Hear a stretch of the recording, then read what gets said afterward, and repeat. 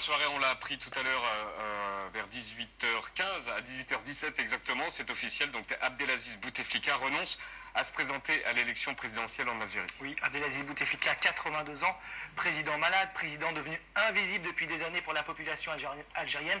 L'annonce de sa candidature pour un 5e mandat avait poussé des milliers d'Algériens dans la rue. Bouteflika a-t-il cédé face à la pression de la rue? En tout cas, tout à l'heure, tu l'as dit, Salia, dans une lettre à la nation, il annonce le report de l'élection présidentielle qui n'aura donc pas lieu le 18 avril prochain. On n'a pas encore de date exacte. Nous, on a suivi les dernières manifs et on avait remarqué une spécificité algérienne. Regarde, alors vendredi, c'était la grande manif marée humaine à Alger. Déjà, il y a une image forte, une dame qui embrasse des policiers qui sourient, des jeunes aussi. C'est une manif contre le pouvoir qui se fait dans la bonne humeur et dans l'humour surtout. C'est la marque de fabrique de ce mouvement.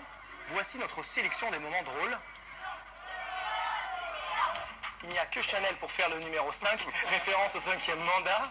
J'aime bien, c'est là vraiment drôle. Mal barré à la place de Marlboro. Ensuite, il y a un vieux téléphone Nokia et ce message: ce téléphone est plus jeune que tes mandats. Et même quand ça se tend un peu et que les policiers balancent les canons à eau, les manifestants répondent comme ça.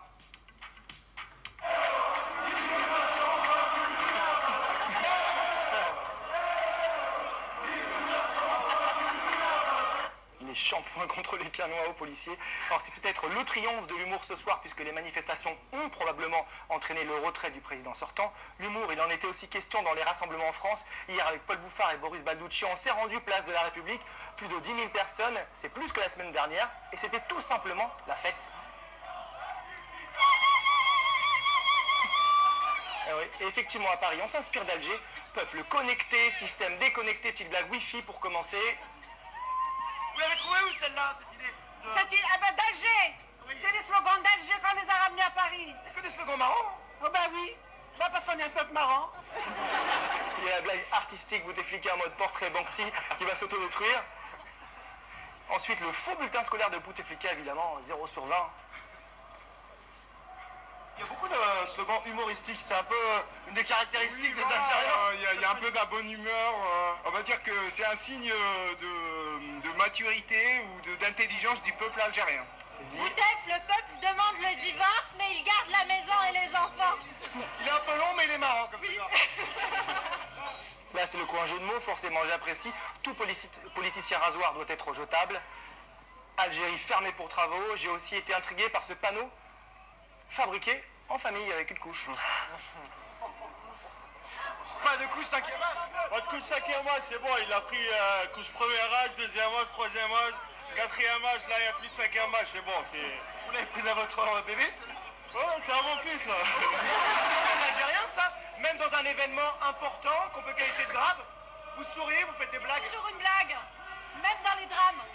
Même le lendemain d'un enterrement, on rigole.